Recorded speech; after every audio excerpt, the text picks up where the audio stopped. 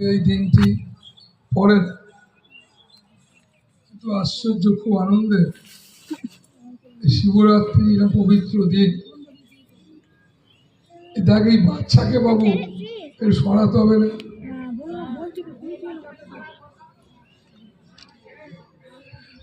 তো আজকে এই পবিত্র দিনে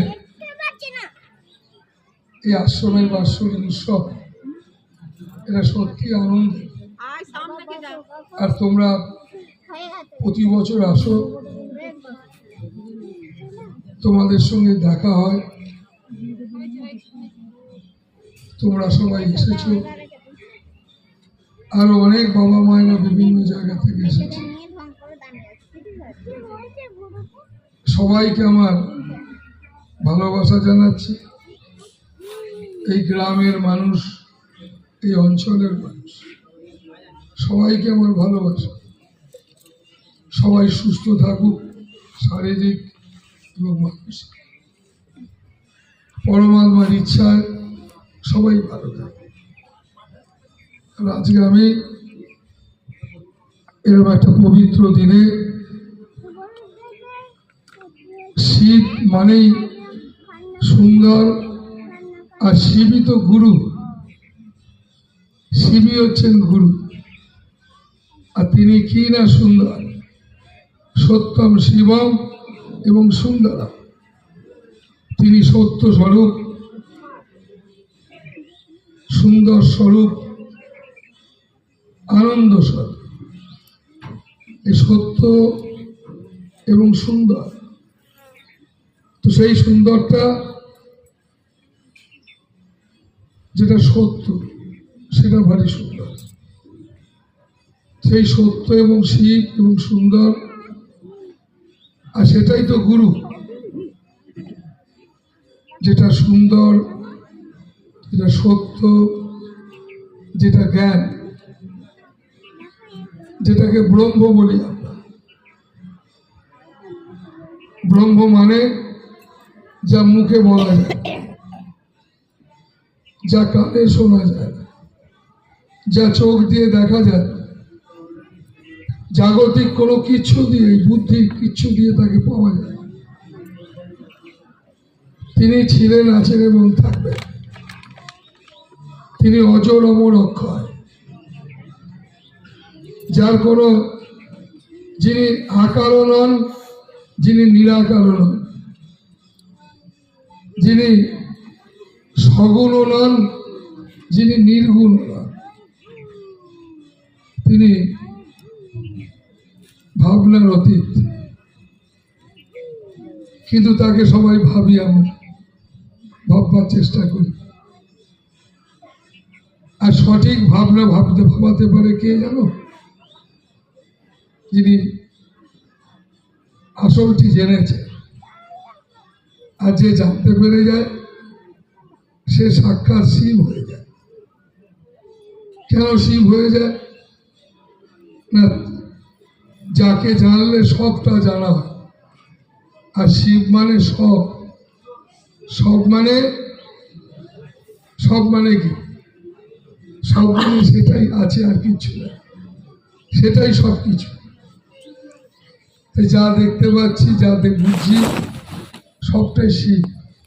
তাই মহাপুরুষরা বলেছেন, তাই স্বামীজিও বলেছেন, জীবে প্রেম করে যেই জন, সেই জন সে ঈশ্বর। ঠাকুর রামকৃষ্ণ বলেছেন, বিবেকানন্দ, নরেন শিব জ্ঞানে জীবকে সেবা করে। শিব মানে ভগবান, সব তিনি, যিনি সব। তিনি তো আমাদের প্রাণের প্রাণ। তো সেই প্রাণের প্রাণ, এটাকে ভেবে, এটাকে সঙ্গে নিয়ে এগিয়ে চলা, এটাকে সঙ্গে নিয়ে বাঁচা। তাহলে কি হবে না, তোমার স্ত্রীকে তুমি, তোমার স্বামীকে তুমি, তোমার ছেলে মেয়েকে তুমি সেবা করতে পারবে। সেবা করতে পারবে মানে তুমি তাদের জন্য কিছু করতে পেরে নিজেকে ধন্য মনে করো। তুমি তো এসব পারো না। তুমি তো দিনটা ঝগড়া করবার জন্য বসে আছো, তর্ক করার জন্য বসে আছো। তুমি এসব পারো? তুমি তো সব পারো না, চেষ্টাও নাই যে চলো সংসারটাকে সুন্দর করি। এদিকে বর বউ রাতের পর রাত জেগে বসে আছে কি করে ছেলে মেয়েদের সংসারে ভালো, কিন্তু রাত বিরে জেগে বসে আছে ভালো করার জন্য। কিন্তু আসল ভালোটা তুমি যেহেতু নজর দিচ্ছ না, আসল ভালোটা কি? আসল ভালোটা স্বামী স্ত্রী দুজনের মধ্যে একটা শক্তি, মনে শক্তি চায়। শক্তিটা আসবে কখন? যখন দুজনের মধ্যে আনন্দ আসবে, দুজনকে ভরসা করতে পারে, পরস্পরকে ভরসা করতে পারে, তখন শক্তি আসবে। ভরসা করতে পারছো না, শক্তি নেই, রাত জেগে বসে আছো। তাই তুমি রাত না জেগে বরঞ্চ পরস্পরকে ভরসা। তোমাদের সব থেকে কাছের জন যারা, তাদেরকে ভরসা করো।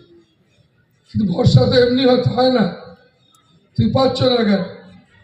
এই কারণে পারছো না, যাকে তুমি ভরসা করতে যাচ্ছ তার তুমি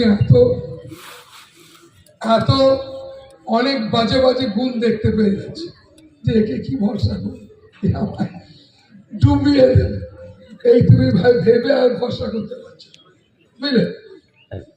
পরস্পর ছেলে মেয়ে বাবা স্ত্রী, এ সংসার ভারী মজার একটা জায়গা দাঁড় করিয়ে ফেলেছে, কিন্তু এটা মজার না।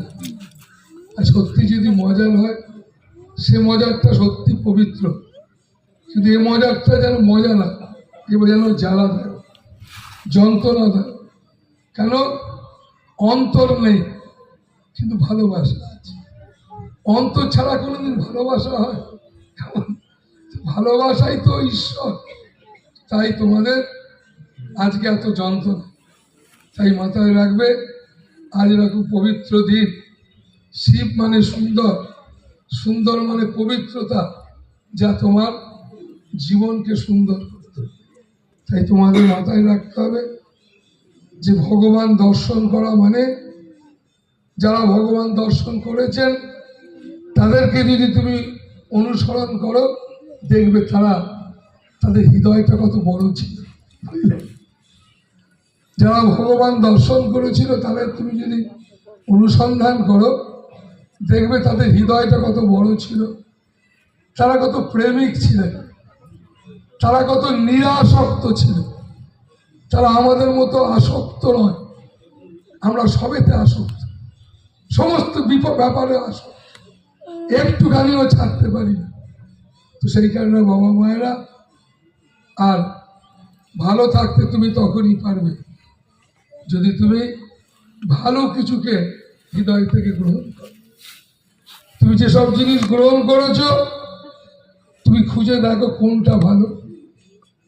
তুমি সারাদিন যেসব নিয়ে ভাবনা চিন্তা করো, তুমি খুঁজে দেখো তোমার দিনের পর দিন যাদেরকে নিয়ে তুমি ভাবছো এত, এদের মধ্যে তোমার শুধু সংশয়, অবিশ্বাস, অসম্মান, সন্দেহ, সংশয়, একটা একটা একটা ভোগ করার ইচ্ছা। কি ভোগ কোনোদিন প্রেম হয় রে? কোনোদিন প্রেম হতে পারে? তো তাই বাবা মায়েরা একটা ছেলে আর একটা মেয়েকে ভোগ করে না। প্রেমের লাগি চাই সুখ, সুখ মিলে যায় প্রেমের লাগি আগে প্রেম, সেই প্রেমকে কেন্দ্র করে একটু সুখ। সেই সুখটা যে প্রেম করে সে জানে এই সুখটা বড়ই ক্ষণস্থায়ী। চাই তো প্রেম, যে প্রেম অজর অমর অক্ষয়, যে প্রেমের এক নাম গুরু, যে প্রেমের এক নাম শিব, যে প্রেমের এক নাম সুন্দর। তাই এই প্রেম তোমাদের জীবনে আসতে গেলে তাই তোমাদের প্রচুর সময়, তোমাদের অগাধ সময়, কিন্তু তোমরা সেই প্রেমের প্রেমিক হতে চাও না। তোমরা ভগবানকে ম্যাজিশিয়ান মনে করো, আর অনেকে তোমরা মনে করো এই সাধু বাবা গুরুদেব ভগবান ডাকাডাকি যারা করে তাদের দেখে তোমার মনে হয় এই লোকগুলো এই ছেড়ে ছুড়িয়ে দিয়ে যখন ভগবানের পুজো টুজো করে নিশ্চিত লোকগুলো ভগবানের সঙ্গে গল্প করে, কথা বলে।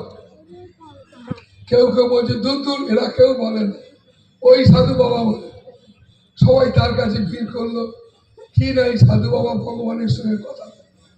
তো চ সাধু বাবাকে গিয়ে আমার যত যা যা দরকার আছে সব বলতে লাগি তাহলে সাধু বাবা আমার হয়ে ভগবানকে জানা। ভগবানকে জানিয়ে কি হবে না, ভগবান আমায় করে। তাহলে ভগবান হচ্ছে কি না, তিনি ম্যাজিশিয়ান এবং তিনি একজন চোখ কান বন্ধ করা একজন, যে আমি চরম অন্যায় করছি তবু আমি গিয়ে বলছি সাধু বাবা আমি যেন মামলায় জিতে যাই, সব সম্পত্তির মালিক। কেমন তাদের যাই হোক আমি চাইছি ভগবানকে বলে দিয়ে। সাধু বাবাও সেটা বলছে আর ভগবানও সেটা বলবে, এইরকম একটা ভাবনা চিন্তা তোমার। ব্যাপারটা মাথায় রাখবে, ভগবান কেমন জানো, ওই সূর্যের মতো, একদম সূর্যের মতো। সূর্যের গায়ে কোথাও লেখা নেই তার নাম সূর্য, বুঝলে? তার নাম যে সূর্য কোথাও লেখা নেই। সে জানেও না আমার নাম সূর্য, সে জানেও না যে তুমি আমি তার আলোয় আলোকিত, কিচ্ছু জানে না, জানার দরকার নেই। ঠিক একদম ভগবান এরকম, তুমি তাকে প্রণাম করো তাতেও কিছু এসে যায় না, তুমি তাকে পা দেখাও সূর্যের কিচ্ছু এসে যায়। তুমি তাকে বিশ্বাস করো ভগবান বলে তাতেও তার কিচ্ছু এসে যায় না, বিশ্বাস করো তাতেও এসে যায়। তিনি হচ্ছেন ঈশ্বর, তিনি হচ্ছেন পরমাত্মা, যাকে তুমি বিশ্বাস করো আর না করো। অনেকে বলে না বাহাদুরি মহারাজ আমি ভগবান বিশ্বাস করি না। আরে শোন বাবা, তোকে ভগবান বিশ্বাস করতে হবে না, এই জগতে এসেছি একজনকে অন্তত বিশ্বাস কর, সেইটা অন্তত করে আমার বল মহারাজ আমি এই লোকটাকে বিশ্বাস করছি, আমি খুব খুশি হব, তখন তোমার সঙ্গে কথা বলব। তার আগে তোমার সঙ্গে আমার কোনো কথা নেই, তোমাকে আমি কোনো যুক্তি দিতে চাইছি না, তোমাকে আমি জোর করে ভগবান তোকে বিশ্বাস করতেই হবে, না হলে আমি আঠুরে হয়ে যাব, এরকম কোনো ব্যাপার বুঝলি? তাতে আমার সাধুগিরি চলে যাবে, ওকে বিশ্বাস না করাতে পারবে, এরকম ব্যাপার। কেন না ভগবান থেকেই না, ঠিক তেমনি যারা মহাত্মা আর ভগবান এক, অভিন্ন। গীতায় ভগবান বলেছে যেখানে মহাত্মা সেখানে আমি মহাত্মার হৃদয়ে বাস, কারণ মহাত্মার হৃদয় অসীম অনন্ত, সে হৃদয়টা পরমাত্মা, যে হৃদয়ের মধ্যে যে জীবনের মধ্যে কোনো চাওয়া পাওয়া নেই, তাই তাকে বলে পরমাত্মা মহাত্মা।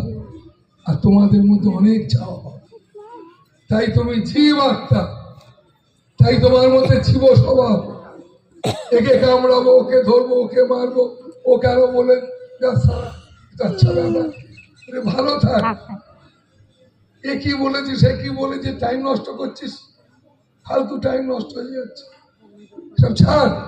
20 বছর ধরে সব করছো তুমি, ভাববার চেষ্টা করো, নিজেকে তৈরি করো, ভগবান আছেন, এসব জিনিস ছেড়ে ফেল, সজাগ হও, সচেতন হও, যেটা তোমার দরকার সেটাই গ্রহণ করো। কি দরকার তোমার? এই আনন্দময় জগতে আনন্দে থাকা। কেন আনন্দে থাকা? এই কারণে আনন্দে থাকা, তার কোলেতেই তো আমি আছি, তার কোলেতেই আছি, আবার নতুন করে কোল চাইব কেন? আমি তো আছি তোমার কোলে, এটা বিশ্বাস করো। তোমরা বিশ্বাস করো না বলে তাই তোমরা কষ্ট পাচ্ছ। তাই কি করলে অন্তত অনুভব করতে পারবো, বুঝতে পারবো প্রভু তোমার কোলেই আমি আছি, আমার জন্ম তোমার কোলেই, আমি তো মরবো তোমার কোলে, ভয় কিসে? তাই যতদিন বাঁচব ততদিন ভালো চিন্তা করব, ভালো কর্ম করব, কাছের যে জন সম্মান করব, তোমার পরশে যেন তোমার পাশের জন ভাবতে শেখো। তুমি যদি ঠিক ঠিক ভাবতে শেখো তোমার পাশের জন্য ভাবতে শিখবে। কিন্তু পাচ্ছ না কেন জানো? ভীষণ অধৈর্য, তোমার এক্ষুনি চাই, আর এক্ষুনি এলে তুমি তো নিতেও পারবে না। হাসির গল্প আছে জানো, একজন দাদু, তার লটারি কাটা, তার নেশা লটারি কাটা। তো দাদুর 90 বছর বয়স, লটারি কাটে, বাচ্চা থেকে লটারি কাটে। দাদুর অসুস্থ হওয়াতে নার্সিংহোমে দিয়েছে, এমন সময় লটারিতে দাদু ফার্স্ট হয়ে গেছে। ফার্স্টে কত টাকা? 10 কোটি টাকা। 10 কোটি টাকা শুনে নাতির কাছে যেতে, নাতি সবাই আনন্দ, কিন্তু দাদুকে বলবে কি করে? তো ডাক্তারবাবু কি করে দাদুকে শোনায়? বলার সাথে সাথে দাদু যদি হার্ট ফেল করে যায় তাহলে টাকা কেউ পাবো না, কি করে বলা যায়? সত্যি তো কোনোদিন দাদু পায়নি, 10 কোটি টাকা তো পায়নি, বাচ্চা থেকে লটারি কাটছে। তো ডাক্তার বলতে চলো দুজনে যাই, দাদুকে বোঝায়। তো দাদুকে গিয়ে বোঝাচ্ছে ডাক্তারবাবু, নাতি, দাদু আমি শুনেছি লটারি কাটা আপনার নেশা। হ্যাঁ, আমার ছোটবেলা থেকে নেশা। কোনোদিন কিছু পেয়েছেন? হ্যাঁ, 2-4 বার পেয়েছি, 5,000 টাকা পেয়েছি। এই গল্প করতে, দাদু যদি আমি ফার্স্ট পুরস্কার 10 কোটি টাকা পান কি হবে? আমি আর পাবো না বলছি, 90 বছর বয়স। যদি পান কি হবে? ডাক্তারকে বলছে দেখো তোমার হাত তাহলে আমার হাত। ডাক্তার যখন শুনেছে আমার হাত মানে 5 কোটি, শুনেই ডাক্তার অজ্ঞান হয়ে মরে গেছে, হার্ট ফেল করে গেছে। 5 কোটি টাকা, সেই কারণে পেলেও তো তুমি হজম করতে পারবে না। তোমাকে যদি পরমাণু বলে যা নে, তুমি নিতেও পারবে। এই যে দেখেছো এত লোক, তোমরা শুনছো আমার কথা, গাড়ি থেকে নামলেই 500 লোক শাক বাজাচ্ছে, 500 লোক আমাকে তো আজ করাচ্ছে। তোমরা ভক্ত, বাবা ঘরে বসুন, সেখানে যেখানে যাচ্ছে সেখানে। এই যদি তোমাকে 2 দিন করে না, এই হজমটাই নিতে পারবে না। যদি তোমায় 2 দিন কেউ করে, এরকম তোমার, তুমি নিজেই মনে করবো তোমাকে পুলিশ, মন্ত্রী, নেতা, ছেলে মেয়ে, কোটিপতি, বিকিনি বাবা করছে, কি সম্মান, এই ভেবে তুমি ভাবতে তুমি হাত করবে। একজন ডাক্তার তার কাছে রুগী আছে, একজন পুলিশ তার কাছে পড়লে বলে, সাধুর কাছে লোকে আসে, সাধুর কাছে সবাই আসছে, একবারে কোনো মানা নেই, ফকির মানুষ, হিন্দু মুসলিম সবাই আসে। তার মানে তোমায় বললাম, এই পরমাত্মার কাছে প্রার্থনা কর, প্রভু আমাকে একটু একটু করে, আমি যেমন মায়ের কোল থেকে একটু করে বড় হয়েছি, আমার ভেতরটাকেও তুমি একটু করে শক্তপোক্ত করো, আমাকে একটু করে সুন্দর করো। আমি সুন্দর হতে চাই। আমি বড় মানসিকভাবে নিজেকে কন্ট্রোল করতে পারি না, নিজে ভালো ভাবতে পারি না, কখন কি বলা উচিত বলতে পারি না। আমি যে কোনো ক্ষেত্রে ছেলাসি করে ফেলি, আমি যে কোনো ক্ষেত্রে রেগে যাই, যে কোনো ক্ষেত্রে মানুষকে অসম্মান করি, কাছের জনকে করি, পরে কষ্ট পাই, দুঃখী হই। আমি বড় দুঃখী, এ তো বটেই। এর থেকে বেরোতে চাই, এর জন্য প্রার্থনা চাই। এর থেকে বেরোতে গেলে একমাত্র রাস্তা প্রার্থনা। এই প্রার্থনাই পারে এই প্রার্থনাই পারে তোমাকে একটা ভালো জীবন দিতে। তাই বাবা মায়েরা, এই বাৎসরিক উৎসব আজ এই পবিত্র দিনে তোমাকে আমি এই শপথটাই নিতে বলবো, এই প্রার্থনাটাই তোমাকে করতে বলবো। সারা জীবন ধরে করতে থাকো। তুমি যারই দীক্ষিত হও, তুমি যে ঠাকুরেরই ভক্ত হও, কারণ আমি কোনোদিন কাউকে চাপিয়ে দিই না। এই জগৎ সংসার, এই সূর্য আকাশ বাতাস সবাই সবাই এখানে এখানে অবলিত না, আমি কাউকে চাপিয়ে দিই না। তুমি কৃষ্ণ ডাকবে না রাম ডাকবে, দেবানন্দ বাবাকে ঢোলক বাজাবে না, তুমি কালী ঠাকুরের কাছে গিয়ে ঢোলক বাজাবে, এটা তোমার ব্যাপার। কিন্তু মাথায় দেখো, মাদুলি তাবিজ কবচ তোমায় ভালো লাগতে দেবে। শরীর রোগ আসবে, মন, সেই মনের রোগের ওষুধ, সেই মনের রোগ, এই শরীরটা তো চলে যাবেই, ভেতরের যেই মন বুদ্ধি অহংকার এ তো হঠাৎ মরবে না।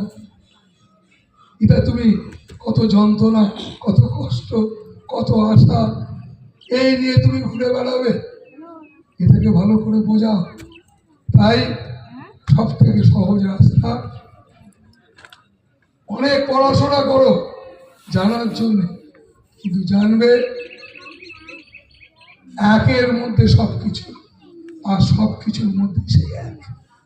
এটাই সেই পরম সত্য, সেই পরমাত্মা যিনি, তিনি সবার ভেতরে বাইরে আছেন। তাই তার কাছে প্রার্থনা করো। কখনো তিনি গুরু রূপে, কখনো শিব রূপে, রাম রূপে, কালী কৃষ্ণ রূপে তিনি বিরাজিত। তোমার যাকে প্রাণ চায় হৃদয়ে রাখো, প্রার্থনা যে প্রভু আমার এই অস্থিরতা, এই যে দুর্বলতা, এই সমস্ত থেকে আমাকে দূর করো। আর গুরুর কাছে এসে, মহাত্মার কাছে যেটা শিখে চলেছে, মহাত্মার কাছে এসে কিছু শিখে মানুষ, এই যে যারা আশ্রমে থাকে, তারা ঘর সংসার থেকে এসে কিছু শিখেছে, সেই মতো করে এরা জীবনযাপন করে। তুমিও ঘর সংসার থেকে মাঝে মধ্যে গুরুর কাছে আসছো, কিরম ভাবে জীবনযাপন করতে হবে। তোমাকে আমি অসংযমী হতে বলছি না সংযমী হতে বলছি? তোমাকে আমি অস্থির হতে বলছি না তোমাকে স্থির হতে বলছি? তোমাকে আমি বিচক্ষণ হতে বলছি না তোমাকে উচ্ছৃঙ্খল হতে বলছি? ভাবলে গুরু তোমায় কি বলছি, আমি তোমায় কি বলছি? আমি তোমায় বলছি, চলো ফেরো ঘোরো, কাজ করো। নিজেকে ধরে রাখার জন্য চলে ফিরে ঘুরে বেরিয়ে নাম করতে বলছি, গুরু নাম জপ করতে বলছি। কেন না? যাতে করে তুমি নিজেকে ধরে রাখো, তুমি যাতে করে তাকে সাথে নিতে পারো। আর তাকে সাথে নিয়ে যদি চলো, তাহলে কি হবে? তুমি অন্তত পক্ষে স্বামী স্ত্রী জীবন খুব সুন্দর সম্মান করতে পারবে, বুঝতে পারবে দেহের চাহিদাটাই প্রেম না, আসল প্রেম এসব চাহিদা যাকে প্রেম বলে, কেমন? সেটা কিন্তু ঈশ্বরমুখী না হলে, সেই গুরুমুখী না হলে তুমি বুঝতে। আর তুমি যদি বুঝতে না পারো, তোমার ছেলে মেয়েরা টের পাবে, বুঝতে পারবে। আগামী দিনে তুমি হাই হাই করবে। তুমি তোমার ছেলে মেয়েকে টাকা দেবে, সারা 10টা মিল দিয়ে দেবে, 10টা রাইস মিল, 10টা হয়তো স্টোর দিয়ে দেবে, তোমার ছেলে তুমি দেবে। কিন্তু সংস্কার দিলে না, একদিনে ফোটে, 4 দিনে ফোটে। যদি ভালো সংস্কার দাও, তোমার কিচ্ছু নাই থেকে সোনা ফোলা, তুমিও সেই সোনার সন্ন্যাস বুঝতে পারো। কেন? তোমার মধ্যে ভালো সংস্কার আছে, সংস্কারটাই হচ্ছে আসল। আর সেই সংস্কারটা কি, তার জন্য সাধন করতে হবে। কি সাধন? আমি কর্কশ ভাষায় কথা বলবো না, চেষ্টা করব। তাই শপথ নিতে হয়, আমি এই হাত দিয়ে ভালো কর্ম, মুখ দিয়ে ভালো বলবো, দেখবে আশ্রমে প্রত্যেক দিন শপথ। কি শপথ হয়? ত্যাগ আমার আদর্শ, ত্যাগ, আনন্দ আমার আদর্শ। সব বলে, যারা বলে তুমি একদিন তাকে তাকে থাকবে, আমি তোমাকে বলছি এখানে তাকে তাকে থাকবে। যে লোকগুলো শপথ নিল, সেই লোকগুলো শপথের পরে লোকের সঙ্গে ঝগড়া করছে কিনা, নিন্দে করা অভ্যাস আছে কিনা, লোকগুলো সঙ্গে সঙ্গে এদের বলবে যেটা তুমি এক্ষুনি শপথ নিলে আবার তুমি নিন্দে করছো। যদি দেখতে পাও সেই লোকটা হাত জোর করে যদি বলে ভাই আমার ভুল হয়ে গেছে, কে বলতে পারবে জানো? যে সাধন করতে এসেছে, যে ঝাড় দিতে দিতে মনে করে যে আমি আমার ভেতরটা ঝাড় দিচ্ছি, আর যে এখানে মনে করে জানো আমি একটা লাট সাহেবের মালিক হয়ে গেছে, আশ্রম কিচ্ছু চাইছেন। তুমি কিসের লাট সাহেব? তুমি ভিখিরিও নয় লাট সাহেব, তুমি ভিখিরি বলে যা তা করবে, আর লাট সাহেব বলে তুমি যা তা করবে, এইসব গল্পই না। কেন? সেটাই তো আশ্রম, যেটা ভিখিরি এবং লাট সাহেবই বলা দুটোই চলে। চলে কি না, সেই আধ্যাত্মিকতা, পরমাত্মার পথ, আত্মার পথ, যে পথ তোমাদের সঙ্গে আমার রক্তের সম্পর্ক নেই, রক্তের সম্পর্ক 4-5 জনের সঙ্গে, তোমাদের সঙ্গে আমার আত্মার সম্পর্ক। আশ্রম হচ্ছে আত্মার সম্পর্কের স্থান। আজকে কতজন আমায় বললো বাবা বাপের বাড়ি এসেছি, মানে এইটাই তাদের বাবার বাড়ি। সত্যি তো বাবার বাড়ি তো বটেই। আমার এখানকার নিয়ম, এখানকার শৃঙ্খলা, ভাবনা চিন্তা একদম, তুমি পড়াশোনা অনেক করলেও পারবে না, আর যদি তুমি অনেক টাকাও হয় ওই টাকাই তোমার পেয়েছে, এটা তুমি পাচ্ছ। আর তুমি যদি বলো দেবানন্দ বাবাকে দেবে, তোমার জিন্দেগিতে দেওয়ার ক্ষমতা কি দেবে? তুমি আমায় ভগবানটা ধরে, ভগবান তো তুমি তাকে দেখতে পাচ্ছ, তুমি আমায় দেখতে পাচ্ছ, তুমি আমায় কি দেবে? কি তোমার দেওয়ার ক্ষমতা? কিচ্ছু, বুঝেছ? তোমায় দিতে গেলে সাধুকে যদি দিতে হয়, তিনি যদি মনে করেন তাহলে, আর তুমি যদি কিছু দিয়ে থাকো জানবে তুমি দাওনি, তিনি তোমায় দিয়ে দেয়া করিয়েছেন, তুমি একটা মাধ্যম মাত্র। ঠিক তেমনি তোমরা এত বাবা মায়েরা আমার কাছে ছুটে আসছো বাবা বাবা বলে, ঠিক আমি ওরকম একটা মাধ্যম। আমি আসল মালিক, মালিক যিনি তোমার আমার সবার মাঝে আনন্দ করে বিরাজ করছে, আর আমি হলাম তার। সে মনে করিয়ে দাও তোমার আসল পরিচয়টা, তোমাকে বারে বারে বলে দেবো যে তুমি পুত্র নও, তুমি সত্যিকারের। আমরা সবাই রাজার রাজা, এই রাজার নাকি আমরা সবাই রাজা, এই রাজার কোথা থেকে খেতে যাবে ভিতর থেকে আমরা সবাই রাজা। তাই বাবা মায়েরা প্রার্থনা করো জীবনকে সুন্দর করতে, আর এই শিবরাত্রির পবিত্র দিনে জীবনকে ধন্য করো। আর একটা গান উত্তম, আমি গলাটা ধরা গাইতে পারবো না, এইটাই তোমাদের হবে জীবনে এগিয়ে চলা প্রতিনিয়ত একটা গাইড বুকের মতো, গাইড বুকের মতো একটা জীবনে চলার ছক।